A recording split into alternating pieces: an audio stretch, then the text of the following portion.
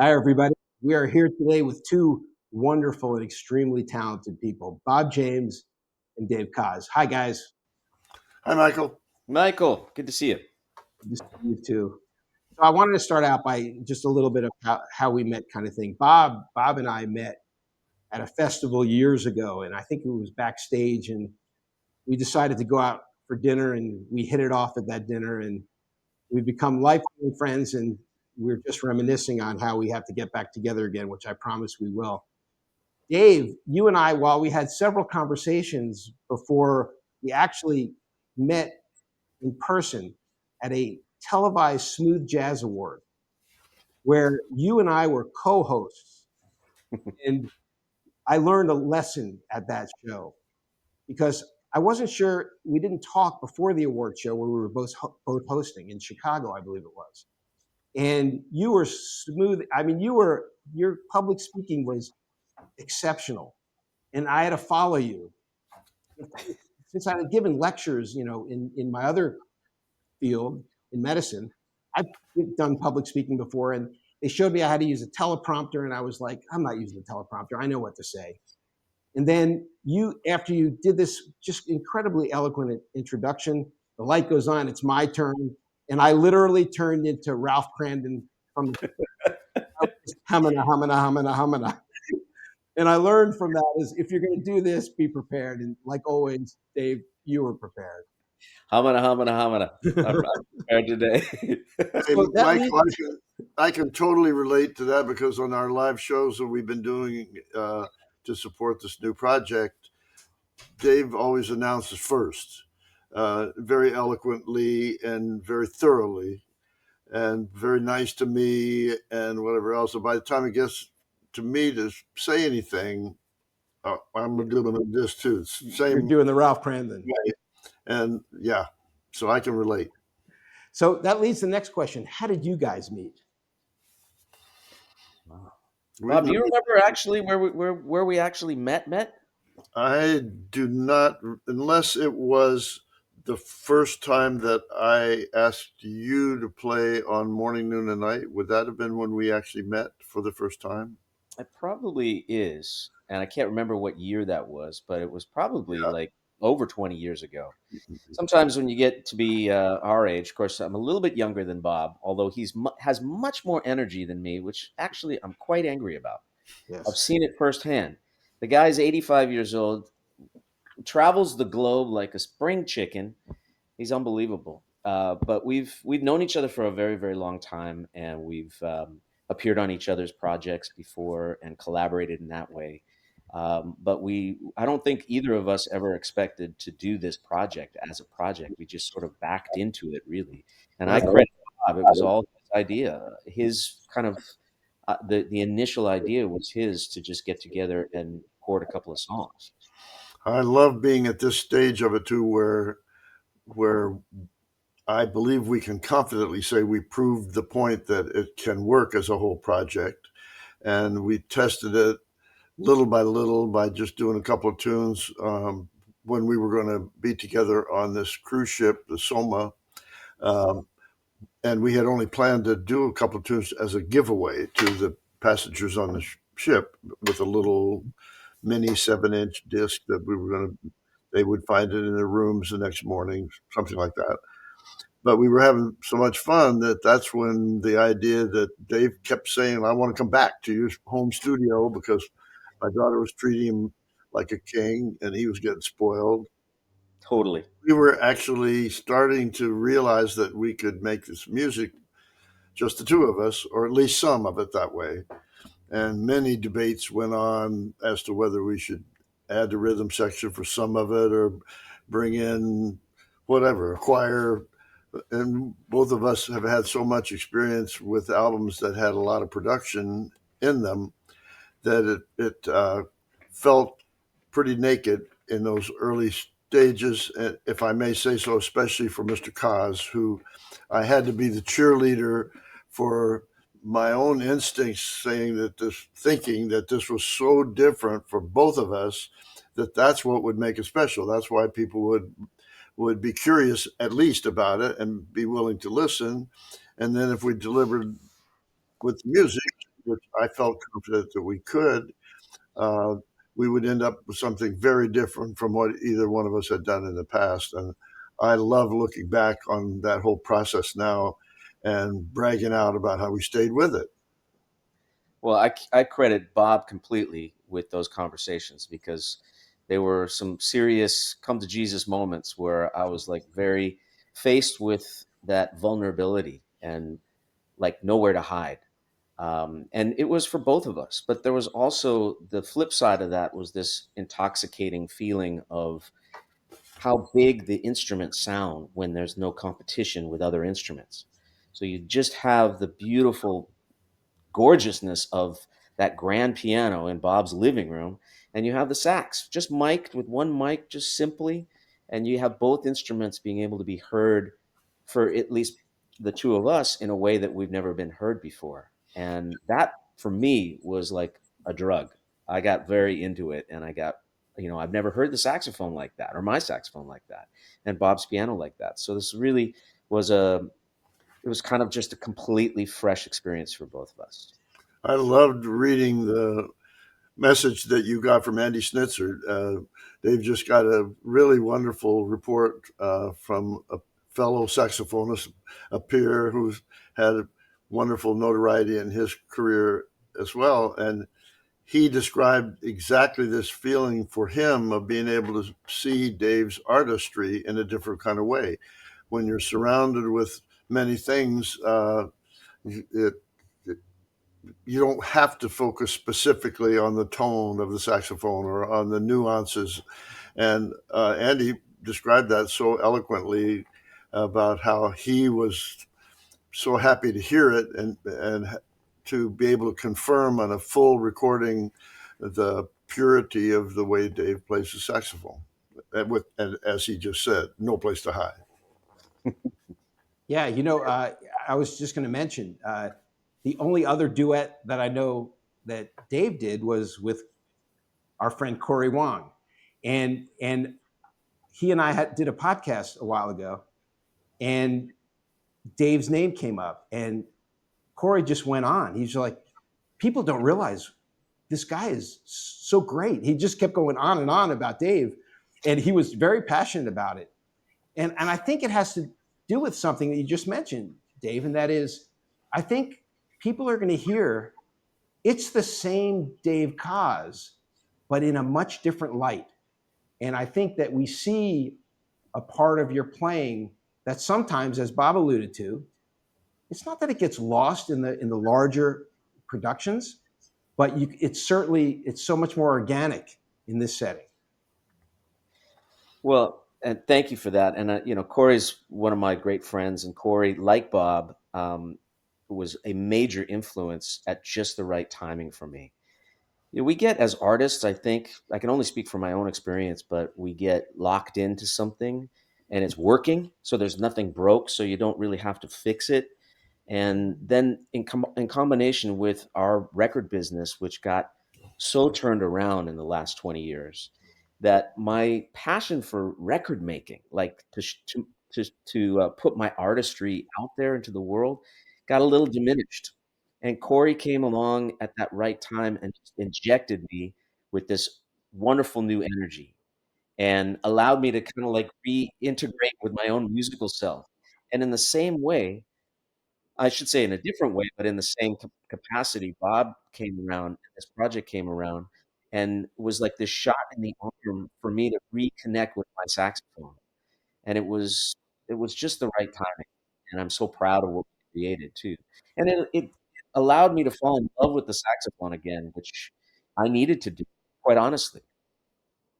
There's something about this of trying to describe uh, our experience of stripping away the production and just our instruments, the piano and the sax.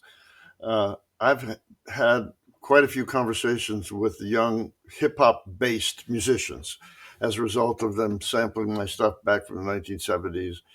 And in some of the conversations, it was so kind of mind numbing to me to hear them, how shocked they were when I would describe having music played all at the same time. where there would be a drummer and a bass player, and we played like a band. And for many of them, they don't have that experience at all. Everything is either looped or sampled or some form of a very sophisticated synthesizer and a drum machine, and the actual rawness of somebody playing those instruments is very foreign to the way they think and the way the music ultimately sounds too. That's not a factor in the listening experience.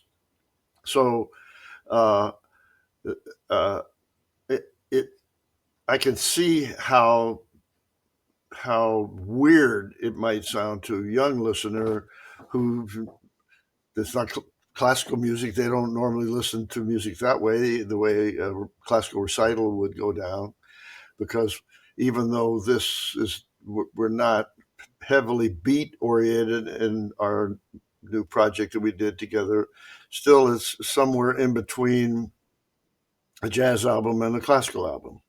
And I love that idea too, where it's hard to put it in a box.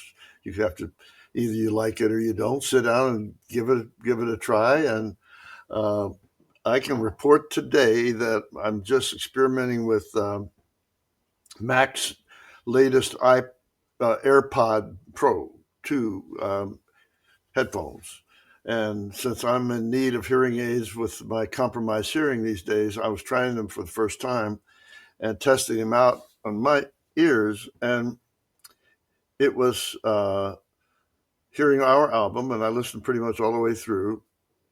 It was a very relaxing listening experience coming straight into my ears, different from conventional headphones. And I had a great time. It was like a little therapy for me today. Well, You know, for those who have followed Bob for a long time, your CTI days, your early Tappan Z days, those were big projects. A lot of orchestration and a lot of instruments at the same time, just like you were saying. Much different than obviously this project, but yet there's something very similar. And the thing that as a segue into, this was not your first rodeo. Duet projects are something that you've done very successfully in the past. Arguably the most successful duet contemporary jazz artist that we know, whether it was with David Sanborn, with Double Vision, 3 albums with Earl Klug, One on One is really like a jazz standard, with Kirk, with Nathan.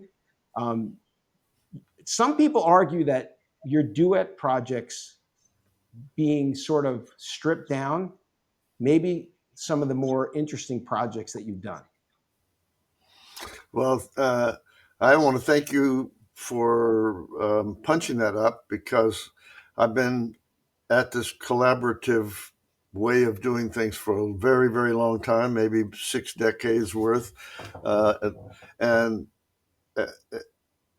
and along the way, I pretty much knew that I was at my most comfortable using the piano like an orchestra, and and I would even make jokes about wanting to make sure that there would be somebody around that would play the melody, so that I wouldn't have to do that. The melody part was somebody else's job, but if I had the chords and the vibe and the orchestration taken care of, I could make them sound better. And that dates back for me with the biggest pivotal point in my career back in the 1960s, when I got the chance to play for Sarah Vaughan for 4 years as her pianist and music director. And that's when I really could feel that power of what she needed in order for her to relax and do all the crazy, wonderful things that she could do with her voice. And I was very happy doing it. Not really any obsession with being a solo artist during that time. And for probably 10 years after that, I still didn't think about making my own solo records, because I was arranging for a lot of different people at CTI and enjoying it and making a career out of it, I thought. But yes, collaboration and being in that role with the piano I'm very comfortable doing it. can I just say one thing Yeah, of course. about being a collaborator with Bob James? It's like floating on a bed of clouds when you're the melody player and he's accompanying you. But in this project, he's not just the accompanist on piano. He's the drummer, the bass player, the percussionist, the string section. He's doing all of the overdubs that are not there. It's extreme heavy lifting on this project in a very different way, I'm sure. I mean, I'm not a piano player, so I don't really know, but I'm the recipient of all this music coming out. And when we do the shows live, I sort of stand in the crook of the piano so I can really hear the acoustic nature of the piano coming back at me, almost like as a monitor. And it is stunning. It is absolutely stunning what this man can do, how much music he can make with just two hands. And the thing that's also uh, uh, hard for me in the best possible way is that Bob never does the same thing twice. So he keeps his duet partner on his toes, and in a way that I've found incredibly inspiring and also challenging. He's pushed me to the edge of my envelope musically. This episode of the JAZZIZ Podcast is brought to you by JAZZIZ Discovery, your monthly gateway to the world of jazz. Every month, subscribers receive a high-resolution flip-page digital magazine that works beautifully on any device. You'll also get high-definition audio downloads of full-length tracks curated by our editors and yours to keep. Whether you're discovering something new or diving deeper into the classics, JAZZIZ is your monthly guide to the world's most expressive music. Tap the link in the show notes or visit jazziz.com to subscribe today.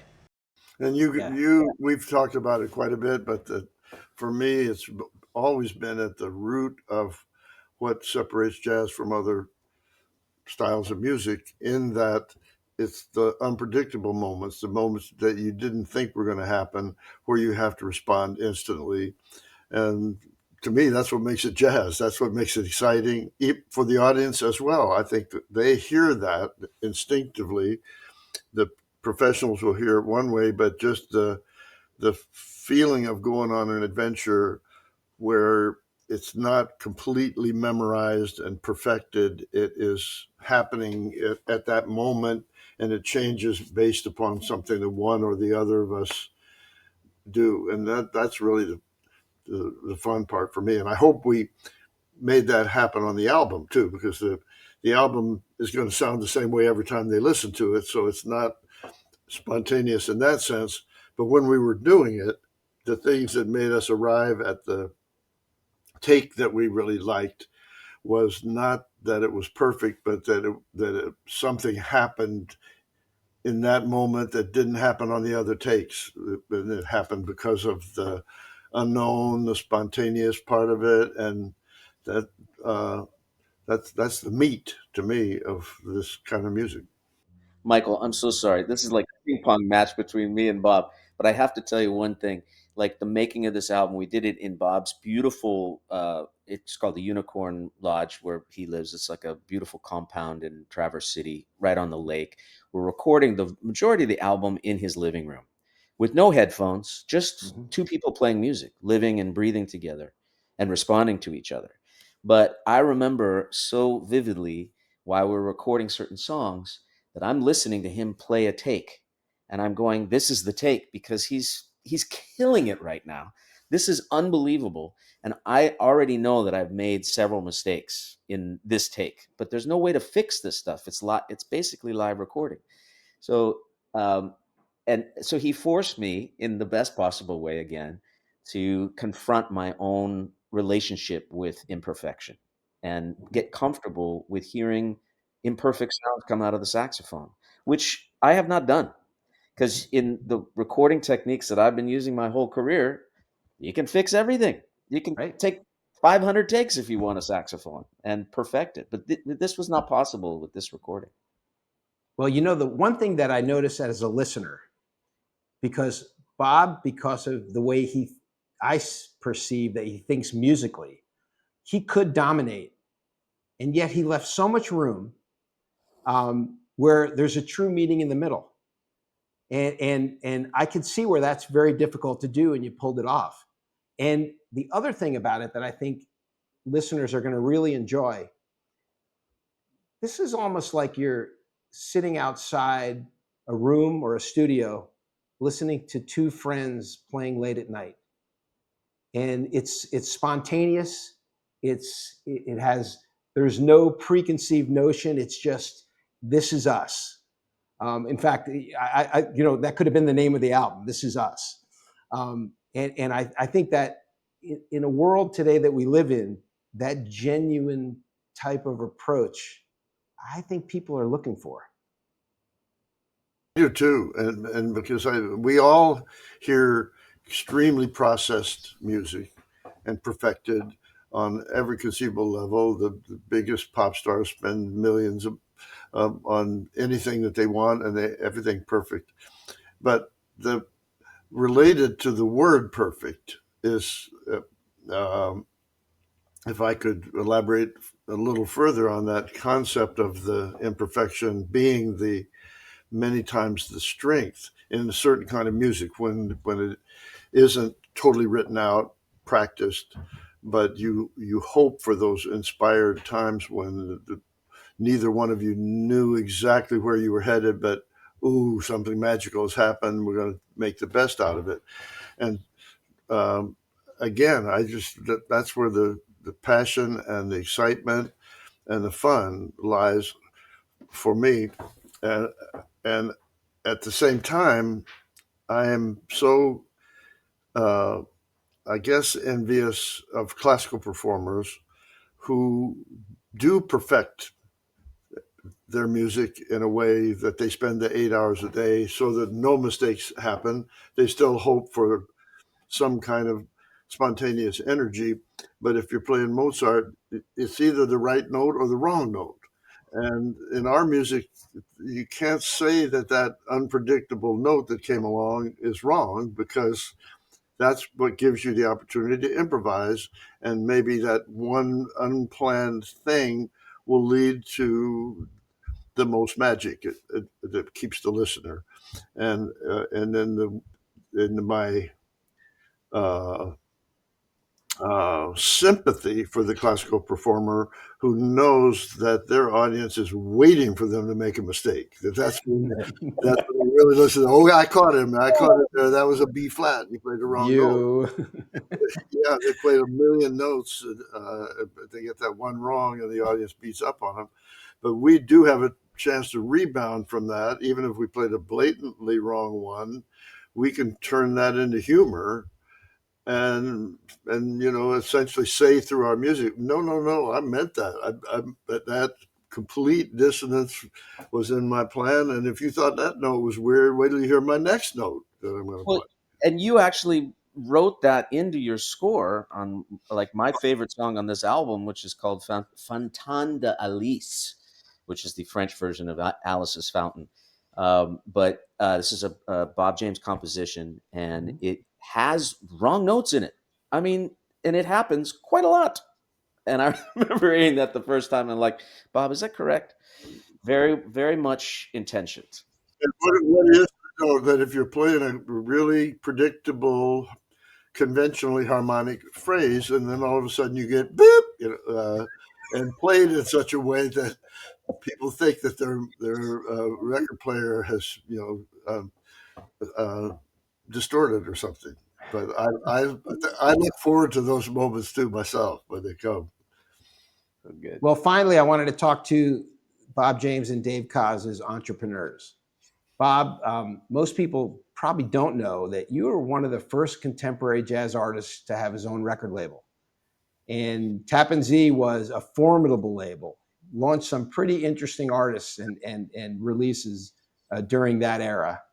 Bob, you and Dave, obviously you have your own label. You have, you've really, between live events, wine, radio, cruises, where did this entrepreneurial spirit come from you in addition to your musical spirit? I'll let Dave respond. He's had much more success with his entrepreneurship than I have. I kind of dropped out of that world, but I learned a lot from it. And I know you, Michael, you and I had many conversations when we were both even competitors, I suppose, in that sense. But absolutely. Well, I think now new artists, young people who are starting out in our world, whether they're jazz musicians or whatever genre they're making their music in, you have to wear all the hats. You have to wear the manager hat, the agent hat, the marketing, the online, social media.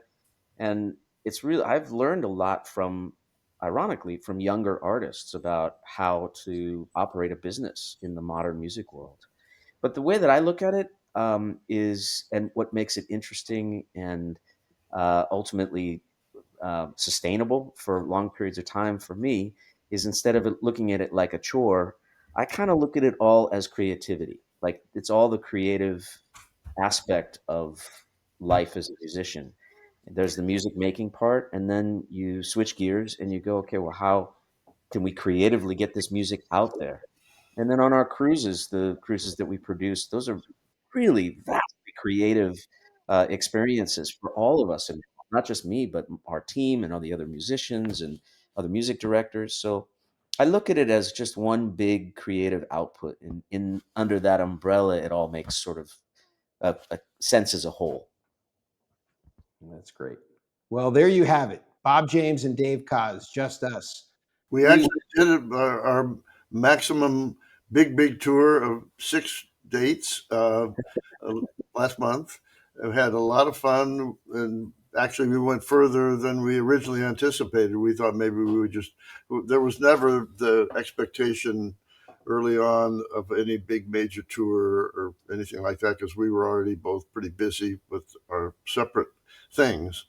But it was fun. We did find that we could book some different kind of venues than we normally would have, just by virtue of the fact that we were going to stay with the same duo uh, formula. So we knew that we wanted to be in a good acoustic concert hall rather than more of a different kind of jazz venue. And we have one more coming up soon in Las Vegas, where we're going to try to get a really good video so we can capture that to use in the future. But Dave's got a lot of stuff that he's headed off to after that. I'm planning to go in the studio in June and work on another new project with a rhythm section. See if I But can do it. hopefully there will be more, Michael, because I think I don't want to speak for Bob, but I know that he's passionate about what we experienced on the road, making this music live in a venue. And I, for one, was completely blown away by the audience response, because I know most people would come expecting to see a regular Bob James show or a Dave Koz show, and they saw something very different, almost like they were involved in this musical experiment, and Yeah. they went with us every note. They were right there. So I found that experience so wonderful that I hope that we get a chance to do much more. Me too. And hope we can talk again. It's always great talking to you guys. Been way too long, Michael. It's great to see you and talk with you, and can't wait to see you in person. You too, Thank you, Bob. Mike. Thank You too, you so Dave. much. Take care. You too. All right. Till next time.